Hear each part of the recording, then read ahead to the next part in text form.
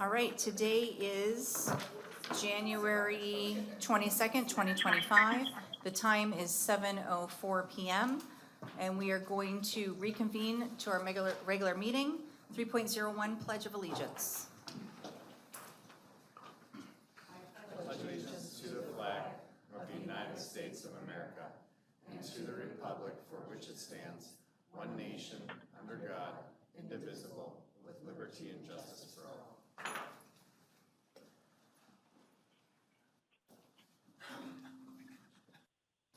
Item 3.02, approval of the agenda. Do I have a motion? I'd like to make a motion to approve tonight's agenda. Second. Charlotte motion. Rachel second. All those in favor? Aye. Aye. Oppose? Aye. Motion passes 5-0. Number 4.01, approval modification of minutes from the January 8th, 2025 governing board meeting. Do I have a motion? Motion to approve the minutes from the January 8th governing board meeting. Second. All those in favor? Oh, Jim, all those in favor? Aye. Aye. Motion passes. No nays? I'm assuming motion passes. Sorry. I'm gonna get this down one day. Got how many more opportunities? 5.01, open call to the public. I do have one blue card today. We'll have to watch a brief video.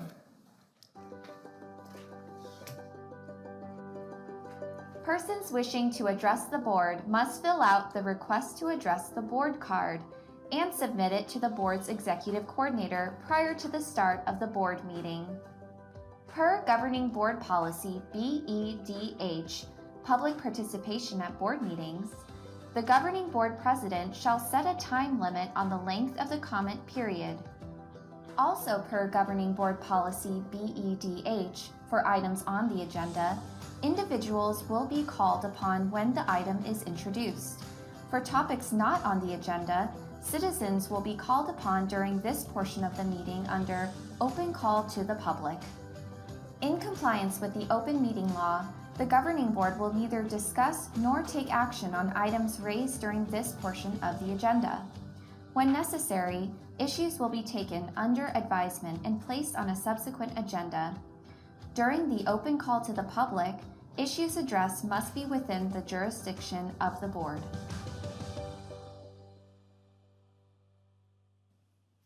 All right, Ryan Carville.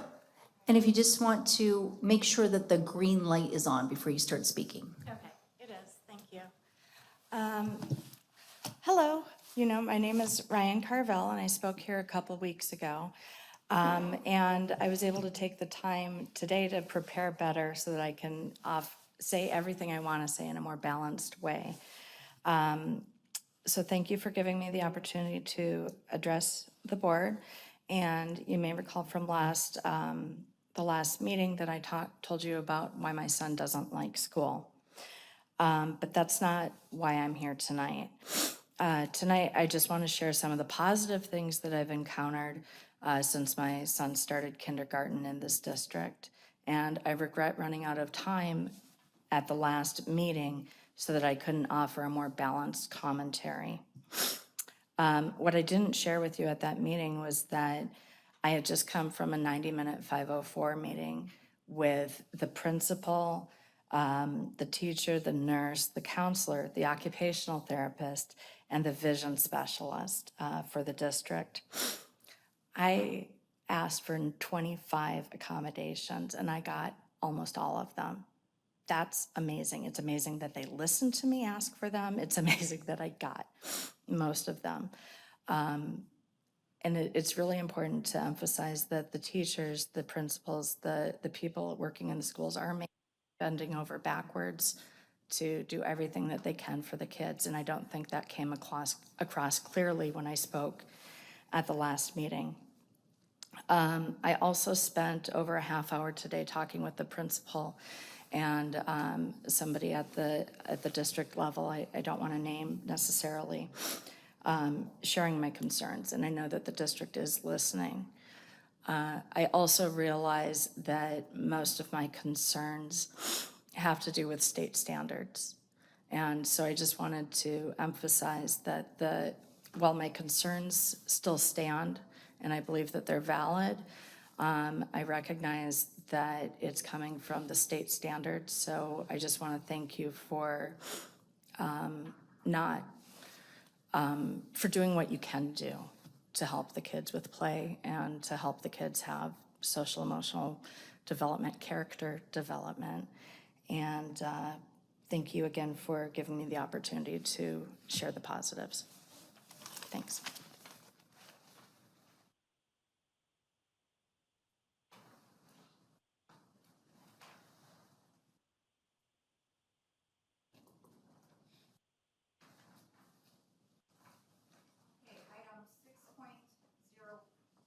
Item 6.01, approval of the consent agenda. Do I have a motion? Motion to approve tonight's consent agenda.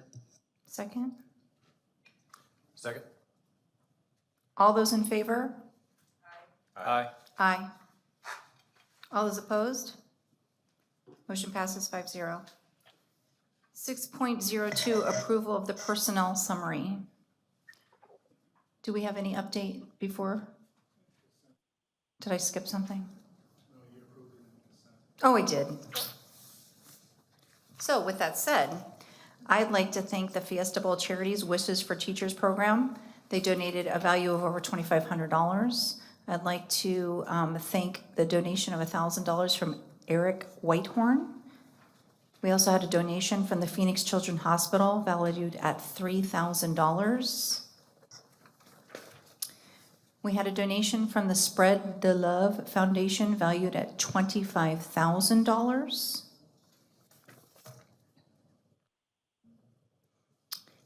And I would like to thank everyone for those donations. Now at 7.01, Celebrate Excellence. Dr. Driscoll.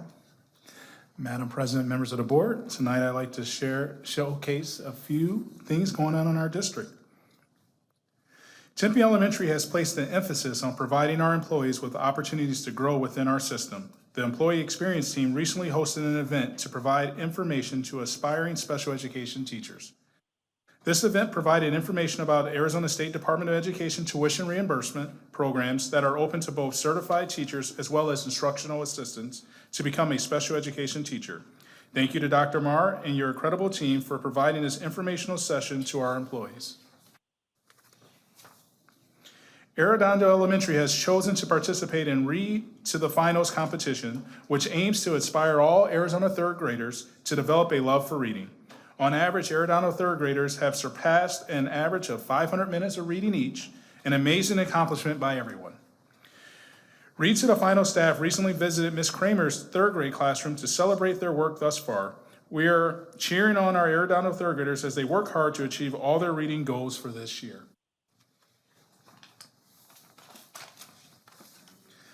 On January 16th, Tempe Elementary kicked off enrollment for the 25-26 school year with open houses at our elementary and K-8 school options. The open houses are a chance for families to visit the schools of their choice and to learn about their unique offerings as part of the enrollment process.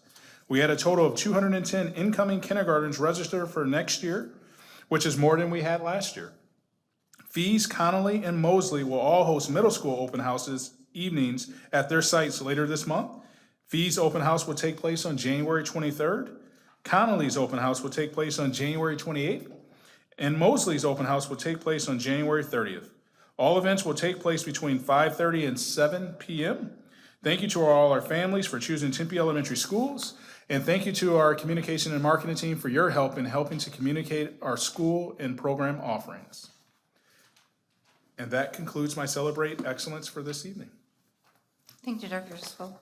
8.01, discussion, consideration, and possible approval of a contract with Schneider Electric for $17.3 million for utility cost saving projects. Dr. Driscoll, do you mind going into this a little bit because it shows how fiscally responsible we're being?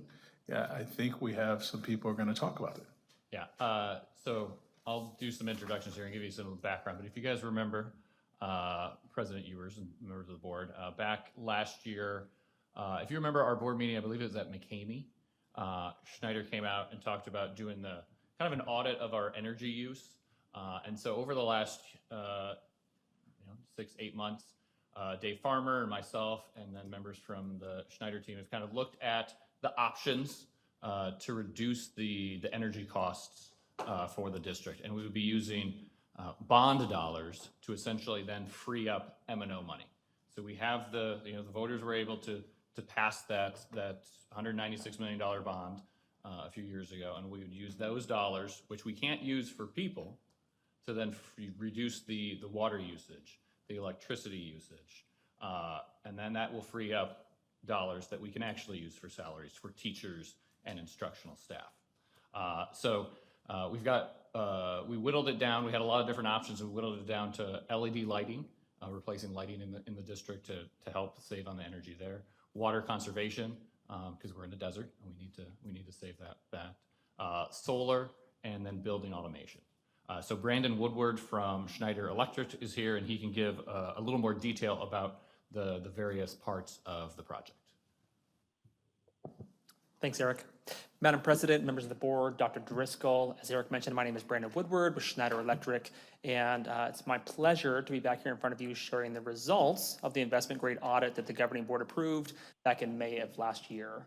And Eric gave kind of a good snapshot of what we're looking at, but as a recap, that IGA was a deep dive look into all of your facilities, your systems, turning over every rock we can, looking for savings, sustainability, and modernization opportunities to come back and share what we're sharing with you tonight, which is a turnkey, comprehensive sustainability project for the district. And before I dive into what we're recommending as part of this project, quick touch on why, and more specifically, why now is the district looking at sustainability. Number one, your utility bills are the highest they've ever been. You spent over $3.1 million last year in just gas, electric, and water alone.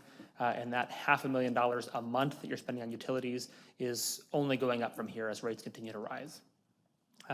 Also, you are in a unique situation, your district, with ASU in your backyard and City of Tempe. Both of them are leading the charge in their respective markets as far as sustainability. So you've got a community, you've got community partners, you've got district leadership that is really pushing for sustainability and making some improvements there, which is what we're targeting for this project. Timing-wise, there are more grants, rebates, and incentives for sustainability-related projects than there ever has been before in history. We identified $9 million in funding for all of the projects we're looking at for this specific phase that we're presenting tonight, phase one, about $3.2 million in federal, state, and local incentives, rebates, grants, et cetera, that we'll be able to put towards this project. And lastly, as Eric mentioned, you guys are in good financial shape as far as capital and bond dollars. What this project does is you're a little tighter on the M&O side, so leveraging those capital dollars to be able to provide some immediate M&O budget relief to the tune of almost $1 million a year. And so using the 5 priorities that you see up there, my team looked at a handful of different systems. This is only a small snapshot of them, everything from battery storage to low-flow urinals. And the 4 that rose to the top as far as the biggest priorities are right here. These were priorities because of a combination of either an immediate need in the district, something that is going to save energy, save money, have a good ROI, but then also adding in there impacting the learning environment and the students as well with things like the LED lighting. On a more granular look, site by site, we're impacting 21 sites across the district. The green is everything that we're talking about tonight. That's the phase one. There's a few blue at the bottom. That's phase 2. We're looking at additional solar at a few more sites. We'll be bringing that back for consideration sometime around April or May to the governing board. But for now, the green, everything we're looking at, about $17.3 million in self-funding scope here, and about $3.2 million off of that, so about $14.1 in total project after about $3 million in grants. And I mentioned the phases, just as a quick look into that. We're talking about phase 1 tonight. That's technically 2 contracts. We had to break it into 2 so that we can maximize grants and also optimize some of the federal wage requirements. That's 17.3 total, and then we're bringing back a phase 2 sometime in April, May, and possibly future phases depending on needs and conversations with the district. As far as what we're looking at, what we're going to be doing, this is a look at some of your existing lighting inside and out. You have a wide array of different lighting styles, systems, color temperatures across your district because they were all built at different times by different contractors. So what we're doing is taking all of your old lighting, we're replacing over 30,000 bulbs across the district with high efficiency LED lights, both inside and out. Inside, in the classroom, the impact that has on the learning environment for LED with brighter, higher quality light is, there's study after study on the impact that has on students. Love that piece. But then also looking at the outside, you've got some unlit or underlit areas. For example, look at the parking lot where you parked. You've got some areas that need some attention. So increasing campus and parking lot safety is a big piece of that as well. One small piece of this, a more creative element, we've worked with district leadership to identify where are some highly visible areas across the district and narrow it down to these 6 sites, specifically the lobbies at these sites. We're planning on replacing the fixtures with LED lights, so we're already doing that retrofit. While we're doing that, looking at more of a decorative lighting, so we can still do the savings piece of that, but also it's got a more aesthetic piece because these are areas that are highly visible to the community. And these fixtures, the decorative lighting, this accounts for less than 1% of the fixtures that we're doing, but that tiny 1% makes for a pretty significant facelift for curb appeal on some of these sites. Building automation, this is one that is probably your most urgent need that we're addressing, but also the least visible. The building automation system is what controls your heating, your cooling, your HVAC, and you've got 2 sites that system has reached the end of its useful life, so we'll be installing a new building automation system there. All of your other sites, optimizing those, the controls, the set points and schedules so that you're cooling your rooms when they need to be cooled and you're not cooling them when they're not, after hours, holidays, weekends, etc.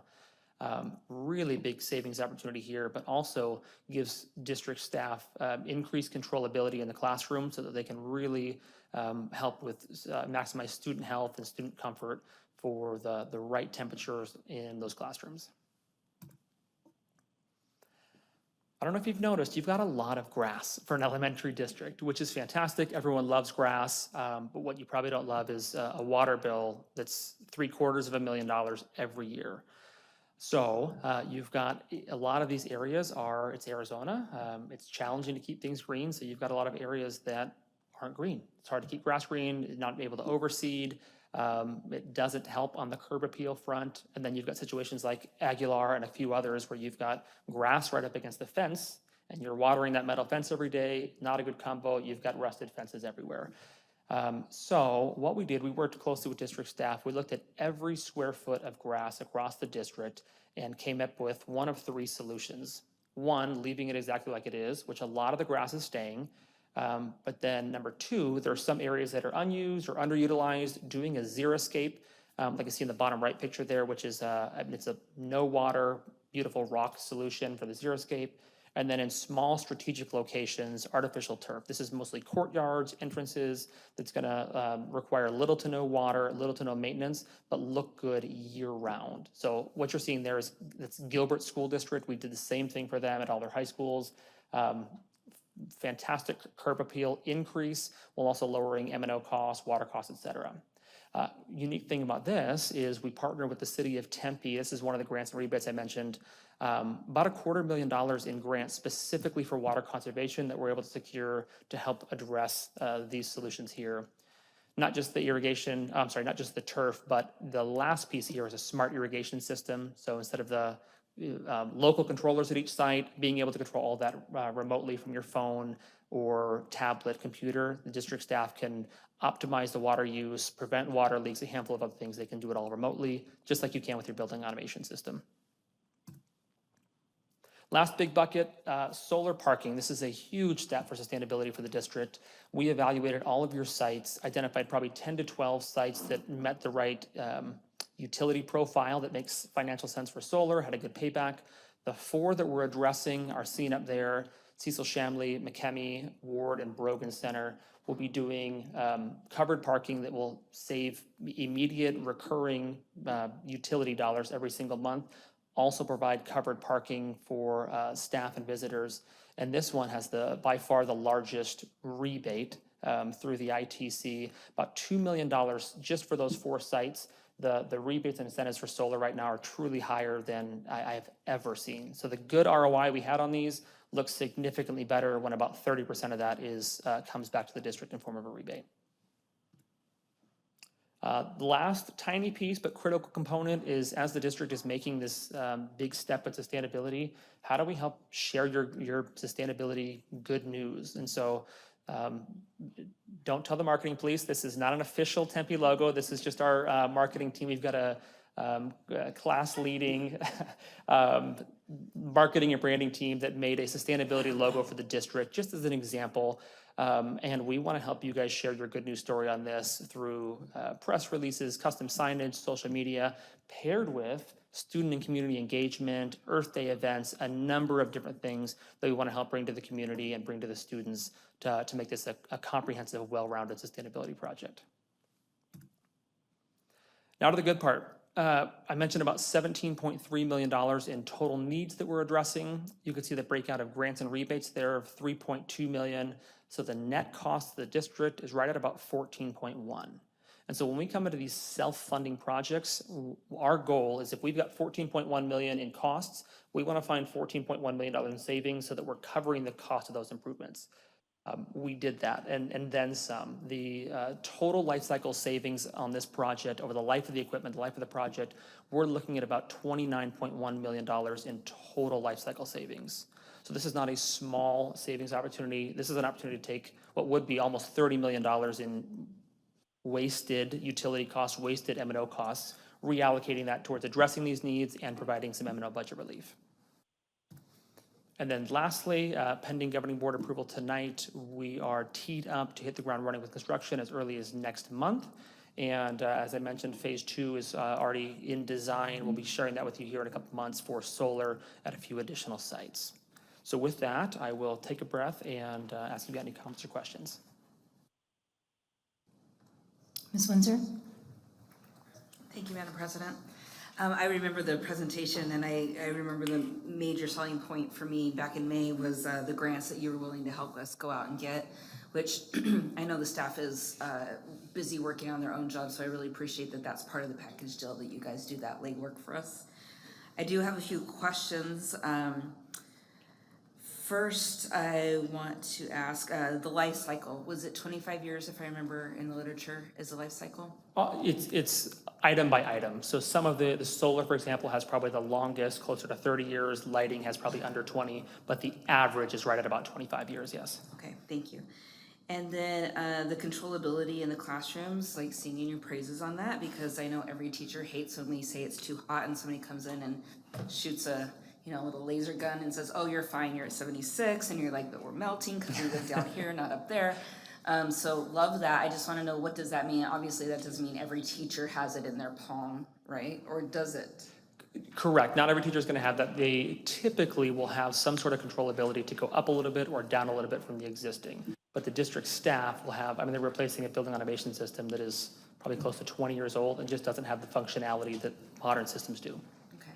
And I would assume that along with this analysis of what our needs are, that we also are looking at how air conditioning specifically, because that's our biggest need, is balanced in buildings. Was that part of the analysis? You know how like some rooms are constantly the opposite of the season. You're always hot in the winter and, hot in the summer and cold in the winter.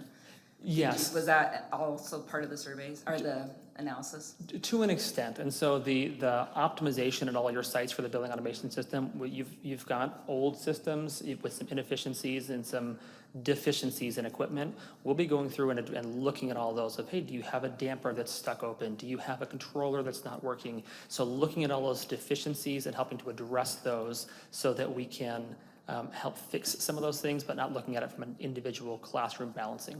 Okay. Madam President, do you mind if I ask a few more questions? All right. Next question I have is about solar parking, and I know this sounds really weird, but I have, Dr. Driscoll, I've already asked him this question. When we're looking at solar parking, I have just noticed in my place of employment that certain solar covered parking areas attract more pigeons than others do. And I just want to know, because some teachers might have to factor in a car wash payment into there, and I don't want to swap one savings for pest control expenses. So is that ever part of the discussion? Because I've just noticed that some are more prone to others. In short answer is absolutely. We had this conversation and I got more information than I cared to know about the type of beam structures that best. The reality is anywhere that a pigeon might possibly be able to get, it's gonna get. Yes. So that's the reality, but it's absolutely a consideration as we're designing this to make sure that these are as, not pigeon proof, but Right. pigeon, Deterrent. there you go, as possible. And so the design and the construction helps with that to where there's not a ton of places for them to perch. Thank you, and I actually am completely serious about that. I know employees who have monthly subscriptions to car washes because every day they drive through the car wash because they've been bombed all throughout the day.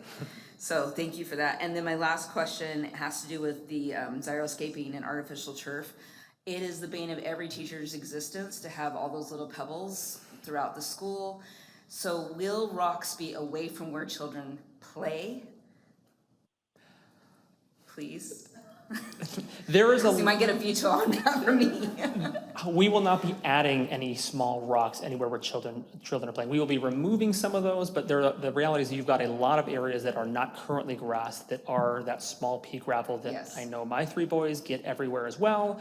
If I had a solution for that, I very different look for the presentation, but that's not really something we're focusing on, but we are not adding any of that. The rock that we will be adding for the xeroscape is a much larger, not getting stuck in shoe It's look. larger to throw. Well, that's one way to look at it. Well, I'm a teacher, so I'm looking at it, and a parent, so I'm looking at it that If it way. makes you feel better, there was a lot of conversation about the exact size, about exact color. The district has some, I think, some standards on that, so we've gone with some of the district standards that you've got at your other sites. So will rock be primarily where like the general public is and not on playgrounds? That's what I really want to know. We are not putting rock on playgrounds, correct? Thank you. Thank you, Madam President. Can I add to that just real quick? So a lot of the discussion we had, and we spent a lot of time on the grass, is it's really in the areas kind of out of the way where it's not being, where it doesn't make sense, we don't need grass over there. And so it would not be near, it could be near, but it's not in an area where the kids are playing right there and now all of a sudden it's gonna be rock. It's more like, hey, that's around the corner where we have grass, but no one ever goes over there or rarely goes over there. So that's the purpose of it, is those areas where we're not really using the grass, make it the rock or the turf if it's more on the front of the school to make it the kind of the beautification for it. Thank you, Mr. Thompson. I know that there's at least 2 schools that I know of that I've watched them line up their students in the morning to go into class, and the teachers are literally, don't hit the rocks, you know, like, quit stirring up the dust. I'm like, why? Who thought this was a good idea to put little ones in dirt and say, don't get dirty or don't kick rocks? Like, that's what we do as children. So I just, like, let's be purposeful and mindful of the fact that children are gonna be children, and we need to make wise choices as adults. Thank you. Absolutely. All right, thank you, Madam President. I saw on one of the slides, thank you, first of all, for coming tonight, we appreciate it. I saw on one of the slides you had something about yearly savings of 700,000 and change, and then you said that was guaranteed savings. Can you talk more about that? Yeah, and so there is Arizona statute, ARS 15-213.06, that lines up projects. They're called performance contracting projects. And so this statute is in place to protect districts to be able to do projects like this, which is way more information than you need. But essentially how that's structured is Schneider Electric is guaranteeing the savings on these projects. Not all 700,000 of that, because part of that is M&O savings, part of it is small savings that can't be measured. But we are measuring and verifying the savings on this, and if we come up short, so in that first year, we come up and say, hey, we only saved you 600,000. We are writing a check for the delta for that $100,000, because ultimately that $700,000, that savings is what you're counting on to fund these projects. So if there's a delta in that, that's where the guarantee comes in, that we are guaranteeing you will meet those savings. So, and as we've talked to Eric and Dave about many times, the savings numbers that we're projecting, the last thing we want to do is fall short on that. So we use some pretty conservative numbers coming into that, and 98 times out of 100 are far exceeding those numbers. Mr. Cherry. Couple questions. One, how many locations, Dr. Driscoll, do we have that currently have solar in the parking lot? Is it 2? Is it Bustos or Brogan and, oh gosh, one is, so we have a I couple don't that. park underneath that. I have pigeons, You have pigeons. so I don't pay attention. Yeah. I wish. We have a couple though, and those won't be affected, but they're also not put into the Lifeline, the 25-year life savings thing either, right? Anything that we currently have. Correct, nothing Okay. with those will be done. And would you be analyzing to make sure that those are working to full capacity also, or is that not involved? I believe that absolutely was something we did look at in the beginning, was to make sure, and you'd be surprised how many districts have solar that isn't working. but Right. Yours is working and doing what it's supposed to. That's great to hear. And then the systems, the HVAC systems, I know is one of the reasons why we have to consider different schools for our remodel projects quicker than we had anticipated. With that said, because you're dealing with different HVAC systems, how compatible is your system to working with about what percentage of our HVAC systems? Does that make sense? I'm not fully tracking. So what you put in your equation, some of them you're gonna go in and be like, oh my God, my equipment won't even work with this. I'm assuming. I don't know if I should assume that or not. Are there some schools that just won't be able to be upgraded yet to the system that you're wanting to create at this moment? And do you happen to know which schools those are? To your first question, no, there are no schools that will not be able to be added to this system. And as part of our assessment, I mentioned what we're presenting tonight is a small portion of everything we looked at. HVAC-wise, there definitely are some large needs for the district that I think the district is pursuing other ways of funding those. But no, everything that we're doing now will not only work with the systems you've got currently, but any systems you replace those with, we'll be able to plug and play those controllers, so you'll be able to integrate those pretty easily. Excellent, you answered the question because I was concerned if we were gonna have any additional fees in order to make something such as this work in certain locations. Thank you. Any further questions? Then thank you. Madam President. Yeah, oh, Jim, I'm so sorry. Yeah, okay, thank you very much. I looked at both the Phase 1A and the Phase 2, or Phase 1B. I had several questions on Phase 2. On Schedule, what is it, 2G, there's 13 schools or maps. There's no names on that. And so I thought that would be helpful from that standpoint, but if the district has been looking at this, I'm okay. I saw some discrepancy. The second is there's some discrepancies on the number of days of construction. There were 400 days, and from start to end, did that include? I assume that includes summer break. But one of the problems is, you know, we have over 100 days when the kids are in school, and you only had Monday through Friday from 8 to 5 as working times. And I don't think that's going to work. No, you're spot on. And so I'll speak to the lighting specifically.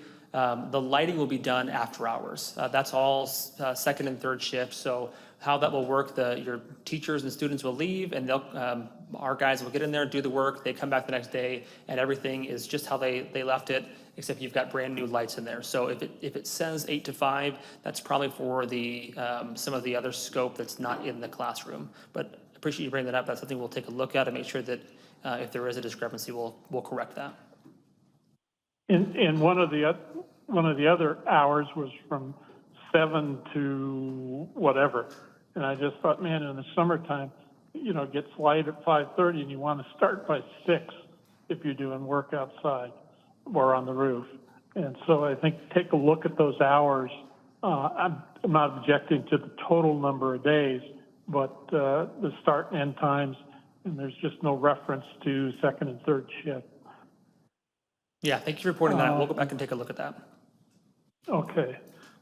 And finally, you had a lot of details about all the little electrical things at each school, and that's fine. The components, and you had in the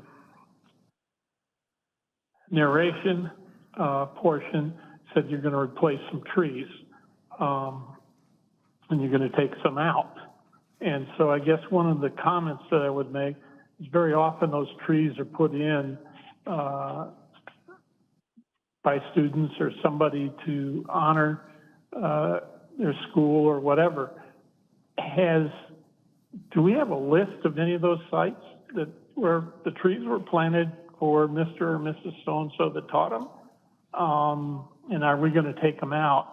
And particularly, I can see inside our fence, you know, we do what we need to do, but on the outside, from the curb, you know, the xeriscape and the trees, I would think that we'd want to get a little more detail on that from a landscape architect. I agree that the trees, some of the trees and shrubbery is too close to the buildings, and it's causing other problems. So I don't disagree with that. I just think, you know, we don't want to spend the money to put all this in and then have a major public outcry that the honorary tree is gone or it looks terrible from the street side. So that was just my thoughts about looking at that. There's so much detail on the electrical side, and I was pleased with that. Yeah, so And the last thing I saw is I think we have an item, or we just approved an item tonight, about a new AC/HV system for Sanchez Center, $1.2 million or $1.3 million.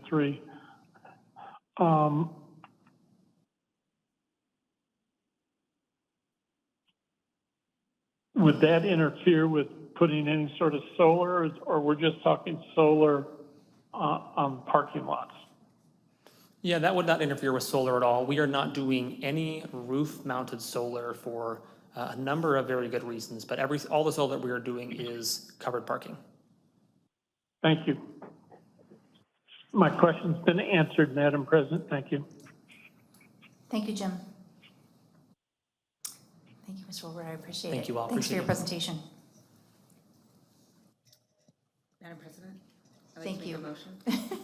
I'd like to make a motion to approve the contract with Schneider Electric for $17.3 million for utility cost savings projects. Do I have a second? Second. All those in favor? Aye. Aye. Aye. Oppose? Motion passes 5-0. 8.03, nope. 8.02, discussion, consideration, and possible approval to cancel the March 19th, 2025 Governing Board meeting. Any questions or discussion? Any motion? I'd like to make a motion to approve the cancellation of the March 19th, 2025 Governing Board meeting. Second. Second. All those in favor? Aye. Aye. Aye. Aye. Motion passes 5-0. 5.03, discussion, consideration, and possible approval of the revised fiscal year 2023-2024 school district annual financial report. Mr. Thompson. All right, President Ewers, members of the board, thanks for having me tonight. So if you remember back in October, you approved the AFR.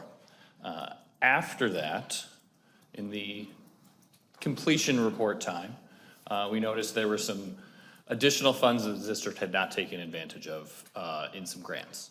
And so we still have the opportunity to change those in the grant period. It's kind of move some of those dollars into the expenses, or into the grant expenses, to make sure that we're using every possible dollar we can for the grant. So because of that, we to make those changes, the AFR was already submitted. We have to go back and revise it, and so that's what we're here for tonight. And so there were really two big areas on that. There was a preschool grant. It was kind of the last one of the COVID era preschool grants that we had received. And then there was some minor, about $29,000 worth of software licenses, and that there just kind of had some coding issues with it that we couldn't get reimbursed from ADE with how it was coded. So we had to change that a little bit to make sure that we could get that reimbursement back. So for the preschool grant, it was about $300,000 that we had still available on that. So we have the community ed preschool programs at some various sites, Frank and Nevitt and Rover. And so we were able to move those expenses into the grant, and that frees up cash in the community education fund. So that's about 220,000 of it. And then we also got 80,000 in a grant at GETS, because these grants are site-based. So we got them at the individual sites, and so that's why GETS is a little different there. And it's not, it has a little different program. It has the peer model where they have the students come in and pay tuition for the half-day program there. So we were able to utilize those dollars and maximize those as well. So the end result, the expenses go into the grant, and then that increases the cash by 220,000 in the community ed, and it increases the M&O carry forward by 80,000. So overall, we're netting a good bit of savings there. And these are the actual changes in the AFR itself. If you look at the individual pages, I believe on page 2 and page 6 of the report. And so that is the detail for it. Title I, it's the SPIDAs is what we've been calling them, the software-based information technology agreements. And so to get overly detailed, the Government Accounting Standards Board changed the way you're supposed to account for that. And so in grants management, in GME, it was coded how it had always been coded for the last few years. In our accounting system, we recorded it the new correct way. And so ADE would not reimburse it to us because in the grant, it says it should be 2,100, 2,200. We recorded it 5,000. And so ADE said, no, we're not going to reimburse that. So we just said, okay, we'll go in, we'll change it back to how you want it so that we can get that funding. So we told the auditors, and they're like, yeah, that's fine. So they're aware of it, and it's all right. But it's just we had to do that to make sure that we can get that reimbursement. But it all kind of came about that accounting rule change in the past year or so. All right, and so those were the changes on there. Just really moving those grant dollars to different areas to make sure that we're maximizing all of that. So if there are any questions, I'd be happy to answer any. I see no questions, or do you have a question? I just have Sorry. one that's procedural. Since I wasn't around, since I'm new, is this something I should abstain from, or is this okay for me to vote on? Yes, he will need to, it's a change. I think you could vote on it. Yeah. I see no reason why you can't vote. Because Eric, it's is there new, any change? it's a change. Yeah. You are part of the board with the change. Good question. Thank you. And Eric, I just want to let you know that I do not discriminate against SPIDUS, and I apologize for my laughter. Our acronyms sometimes make me laugh, though. It was the acronym that I laughed at, not the thing. Any further questions? What do you have a motion? Yeah, Madam President, I'd like to make a motion to approve the revised fiscal year 23-24 school district annual financial report. Oh, Dr. Driscoll had something. Oh, and Jim might have something. Sorry. I just want God. to publicly say for the record, I want to thank Mr. Thompson for his work in this. If you haven't been watching the news, we are very lucky to have Mr. Thompson in our ranks and making sure that we're dotting our I's, crossing our T's, and making sure that we're expending our money correctly and appropriate. So I wanted to just publicly thank him for that. Absolutely, and I would like to second that myself. Jim, did you have any questions? No, but I understood exactly what it was being done. And then, of course, I think all the board members got an email from the State Auditor General about some issues. And I went back in and looked at those where they said it was risky or high risk. And it's the same sort of thing. You know, we're using grant dollars or capital dollars so we can save all our M&O money. And so, you know, a lot of people are concerned, but Mr. Thompson does a great job, and I appreciate this. Thank you. Thank you, Mr. Lemon. Now, Charlotte, do I have a motion? Motion still stands. She made the motion and I second. Second by Eric. All those in favor, say aye. Aye. Aye. Opposed? Opposed? Motion passes.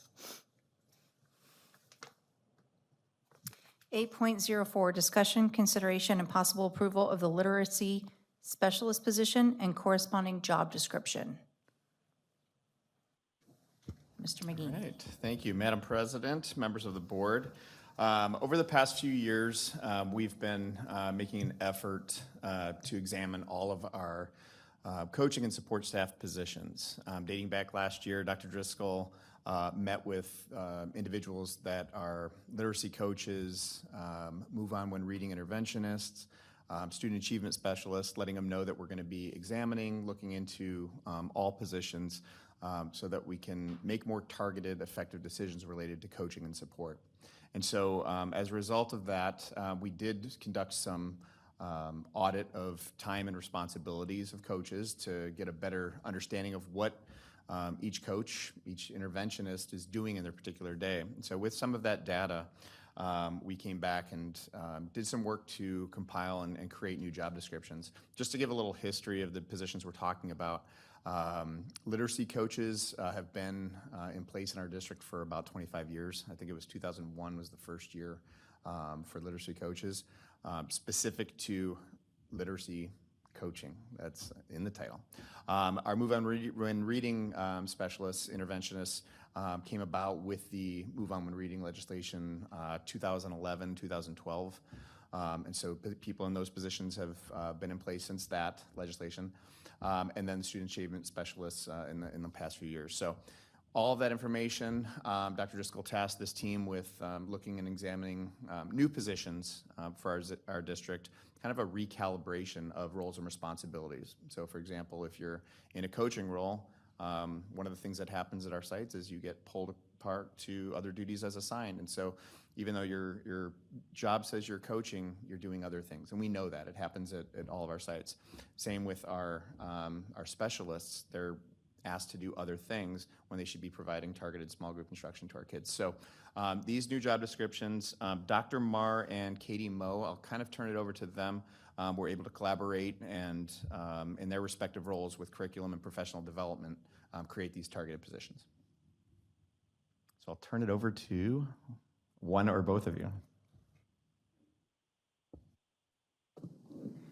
Madam President, members of the board, Dr. Driscoll, members of the community. So yeah, Mike did an outstanding job. Katie Moe and I did work together to look at the language in the job descriptions.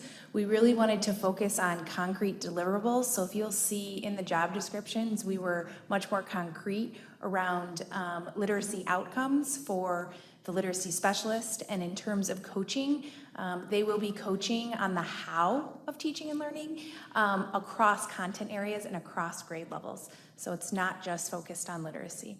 If you have further questions, we are happy to answer them. If you don't mind, I'm going to start with Jim on questions so that we don't miss Jim. Jim, do you have any questions? No. Thank you. The one time. And Ms. Windsor. Thank you, Madam President. I noticed when I was going through the job description, there was a few references to Blueprint and specifically bulleted fidelity, teaching and making sure fidelity to Blueprint is maintained. I know that the autonomy of a teacher is like a sacred tenet of most educators' hearts, but I appreciated the inclusion of that point in the job descriptions because autonomy doesn't always result in positive academic gains. And I want people, employees, to specifically hear that the governing board is hoping, I hope I'm not speaking out of turn, hoping that we not only hold to fidelity to the Blueprint, which is also known as the state standards, but that these positions are specifically recalibrated so that we actually have academic gains. And I think we have such a supportive community that that is the very least that we should be repaying the community. So thank you for that inclusion. Thank you for the very clear, bold print that that is a requirement. And my statement for the literacy specialists also is for the teaching and learning coach in 805. because the board is hopefully going to be approving this for the specific result of academic improvement. Thank you. Any further questions? Mr. Terry. Hi, thank you. How many of these positions are you hoping to hire?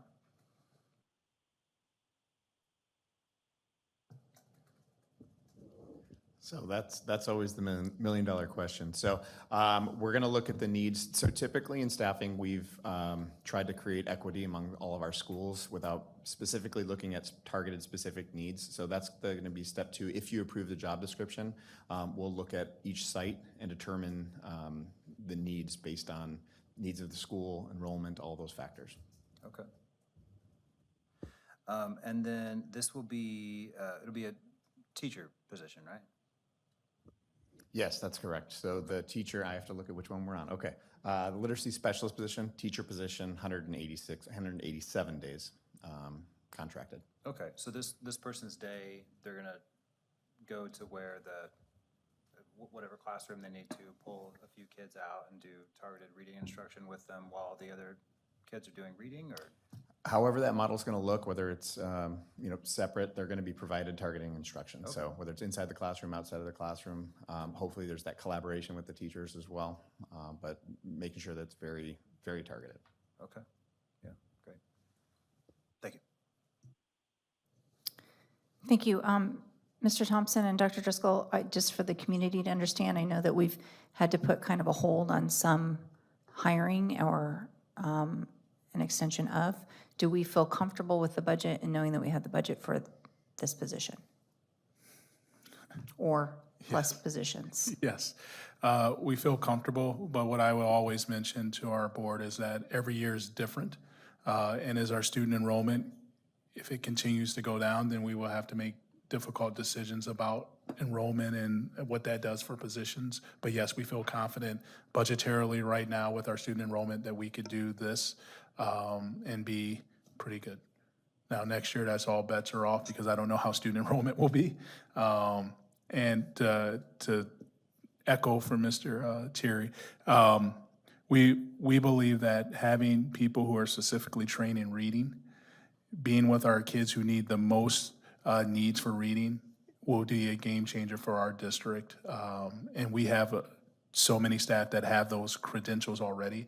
It's really getting them focusing on helping our students be able to read, because I believe that any student that comes to TD3 from kindergarten, preschool, and leaves us should be able to leave our district being able to read and being able to do mathematical calculations. And so we're really focusing in on making sure that our students leave us being able to read.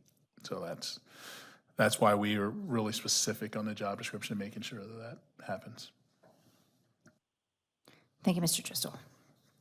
Do I have a motion? I'd like to make a motion to approve the new literacy specialist position and corresponding job. Second? All those in favor? Aye. Aye. Aye. Opposed? Motion passes 5-0. The next is,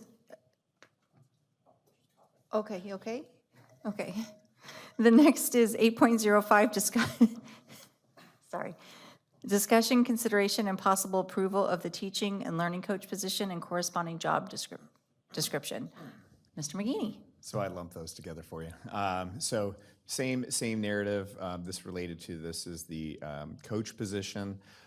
What Dr. Driscoll wanted to be very specific with about coaches is that if we're saying you're a coach and your job is intended to coach staff, that you're doing that for 85-90% of your day and not being pulled to other things. So if you read in the job description, it's very specific. It is not just specific to literacy also, so there was questions around that. This is a coach that'll be coaching, helping with professional development for all staff. Dr. Marr, Katie Moe, anything to add to that? Mr. Lemon, do you have any questions? No, ma'am. Seeing that there's no questions, do I have a motion? Oh, I have a question. Mr. Thierry. For this position, will this be a teacher position or will this be an administrative position? This is also a teaching position.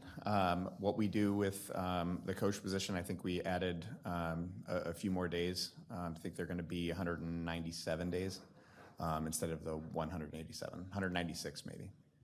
Okay. But yes, a certified teaching position.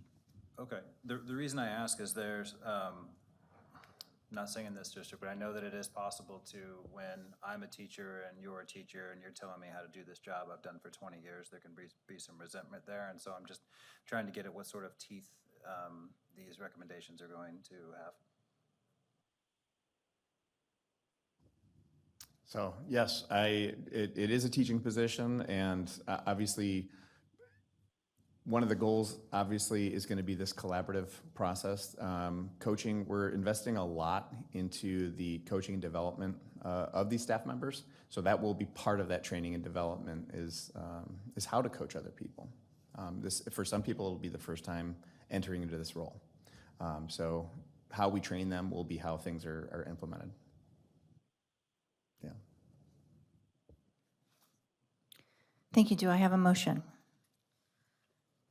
I'd like to make a motion to approve the new teaching and learning coach position and corresponding job description. Second?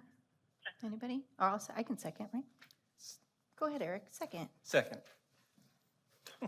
All those in favor? Aye. Anyone opposed? Aye. Anyone opposed? Motion passes 5-0. 9.01, board information. Jim Lemon, let's start with you. Thank you, Madam President.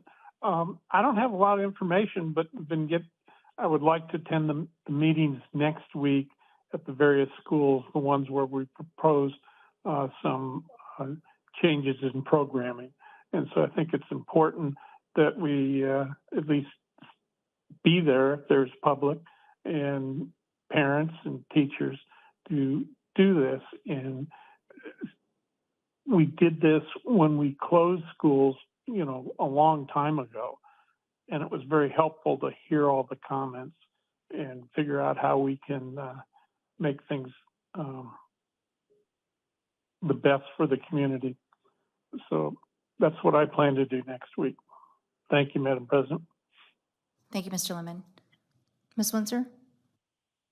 Thank you, Madam President. I just wanted to say, which has already been spoken of today, that obviously school finance has been hot and heavy in the headlines. And I think that something that the Auditor General's report doesn't do at all, let alone well, is explain the rules behind school finance. And I think that the demonstration that we had in the presentation from Mr. Thompson was masterful in showing how we have to navigate the rules in order to meet our needs, and that's something that Tempe Elementary has done for a very long time very well, but especially lately with the different funding sources that have come in the last 2-3 years, exceptional financial planning. And what I've been most appreciative of is that the district leadership team works as a unit instead of silo positions, which prevents the mistakes happening and not coming forward until it's too late. So I appreciate all of you guys working together. It's not just Mr. Thompson who has to make every decision and it lands on him. I've seen you guys collaborate and make decisions together. So thank you for that. Thank you for keeping us out of trouble. And thank you for helping us stay as financially healthy as we can be considering the current state of funding in Arizona. Thank you. Mr. Miller? Nothing? Mr. Thierry? I just want to echo that sentiment that whenever we talk about finances, we do it out here in the open and public, and that's something that separates us and something I love about public schools, and one of the many reasons why I've chosen to send my kids to public schools. So thank you. Thank you. One thing I'd like to say is that I don't believe I'm alone.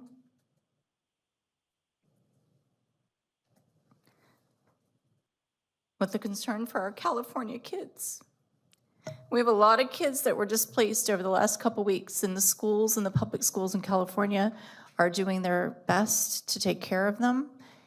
And I took a few moments to think about how blessed we are here, that we don't have to go through that right now, hopefully ever. but two, that I know that we have an incredible board, an incredible admin and staff that would rise to the occasion.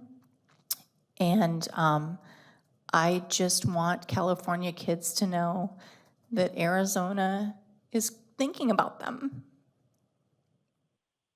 Because I don't think any of us could ever imagine what they're going through. They lost everything. Thousands and thousands of children lost everything, including their schools, and they're displaced from their friends. So I know a lot of us aren't talking about it, and I want to talk about it. I want to let them know that kids, we're not talking about the celebrities, we're talking about you, and that we care. I also have a public service announcement to make. Maybe this isn't known, but when you go up and you see a school zone and it says slow down and it gives you the mile per hour, that's the mile per hour. But when you see the person who has a red sign and they stand up and they walk out with children, that means stop before that line so that you don't hit the children. And I'm thinking maybe some people aren't aware of that, so I thought if I could tell you what that all means, then I would now be able to expect you to do that. Please, please, parents, community members, be aware of our school zones. And with that said, I want to thank our crosswalk men and women who have been out in 30 degrees, and for all of our teachers who open doors and get our kids in and out. It's been freezing, and for Arizona, it's really freezing, and they go above and beyond to make sure that our students are safe, and they stay safe, and they deserve to stay safe. So what's the public service announcement part of this? I've been in contact with the Tempe Police Department, and this is a notice that all of the people who are watching this meeting, which might only be 7, and all of us in here, I'm just going to give you a little warning that they are going to be out, and they are going to be in some of our locations. And I don't want any of you to get tickets, but I know none of you ever would. But I'd just like you to know that everybody needs to just slow down and be aware, because there are littles, all of them. There are children, our community's children. So please help to keep them safe. Now, 2.01 announcements and upcoming events. The Tempe Elementary District Spelling Bee is Thursday, January 3rd, 2025 at 9 a.m. in the Karen Arredondo Governing Board Room at the Sanchez Administration Building, 3205 South Rural Road, Tempe, Arizona. The East Valley School Boards Consortium will be hosted by Gilbert Public Schools on Monday, January 27th, 2025, from 6 p.m. to 8 p.m. at the Gilbert Public Schools District Office, 140 South Gilbert Road in Gilbert, Arizona. Heather, do you have everyone who's going to be attending that? Have they all contacted you? Agenda Committee will meet on Wednesday, January 29th at 11 o'clock a.m. The ASBA Board Operations and Leadership Training Seminar, which is called BOLTS, will be Friday, January 31st, 2025 from 9 a.m. to 3:15 p.m. at the Desert Willow Conference Center, 4340 East Cotton Center Boulevard, Phoenix, Arizona. The Thai Foundation Joseph P. Spracali Awards Dinner will be held on Friday, January 31st, 2025 at 5 p.m. at the Arizona Heritage Center, 1300 North College Avenue, Tempe, Arizona. Please, if you plan to attend, let Heather know. The Tempe High School Annual Susie Foundation Walk will be Saturday, February 1st, 2025 at 10 a.m. at the Tempe High School, and that's at 1730 South Mill Avenue, Tempe, Arizona. The Connolly Middle School Jazz Band performance at the Arizona Music Educators Association Conference will be Saturday, February 1st at 11 a.m. at the Mesa Convention Center, 263 North Center Street in Mesa, Arizona. If you plan to attend, please let Heather know. The next regularly, for all these events, the next regularly scheduled governing board meeting will take place on Wednesday, February 5th, 2025 at 7 p.m. in the Karen Arredondo Governing Board Room of the Sanchez Administration Building, 3205 South Rural Road in Tempe, Arizona. And the Tempe Elementary Love Your Heart 5K, sponsored by TEEA, will be held Saturday, February 15th at 8 South Mill Avenue in Tempe, Arizona. 11.01, meeting adjourned. Oh, did I give Jim the chance to talk? Thank God. 11.01, meeting adjournment. Do I have a motion? Make a motion to adjourn tonight's meeting. Second? Second. All those in favor? Aye. Yes, aye. Aye. Motion passes, or anyone opposed? No. Motion passes 5-0, and